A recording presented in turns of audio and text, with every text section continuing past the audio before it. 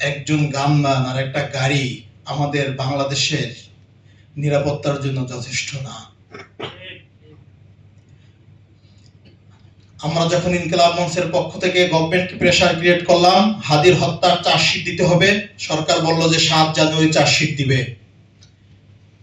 হঠাৎ করে দেখলাম 6 জানুয়ারি বিকালে ডিবি চিফ সংবাদ সম্মেলন করে জানালেন যে আদালতের চার্জশিট সাবমিট করেছে। আমি ডিবি চিফকে ফোন দিলাম যে চার্জশিটের একটা নকল কপি আমাদেরকে দেন, আমাদের আইনজীবীরা দেখবে। সে বললেন এইটা আমরা দিতে পারবো না, আগামীকাল সকাল 9টায় আপনি আদালতে গেলে পেয়ে যাবেন। আমি এবং ইনকিলাব মঞ্চের ভাইরা সকাল 9টায় সিএমএম কোর্টে গেছি। সেই সকাল 9টা থেকে আমাদের অপেক্ষা শুরু।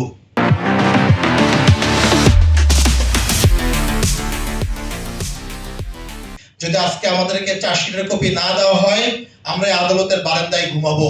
প্রয়োজনে আমরা বাসা থেকে কম্বল বালিশ নিয়ে আসবো। ইনকিলাব মঞ্চ এবং সাধারণ জনগণকে আমরা বলবো আপনারাও আদালতে চলে আসেন, রাতে এখানে অবস্থান করবো, আগামীকালকে আমরা এখান থেকে চার্জশিট নিয়ে যাব। পরবর্তীতে আমাদেরকে জানানো হলো যে হ্যাঁ, চার্জশিটের কপি আমরা পেয়েছি, আপনাদেরকে দিব। রাত 10টার সময় আমরা চার্জশিটের কপি পেয়েছি।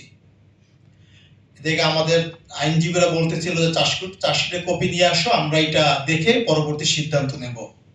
পরের দিন 8 জানুয়ারি আমি চার্জশিটের কপি হাতে পেয়ে সারা রাত 400 থেকে 500 পেজ চার্জশিটের কপি সারা রাত আমি ফটোকপি করিয়েছি, রাতে ঘুমাই নাই।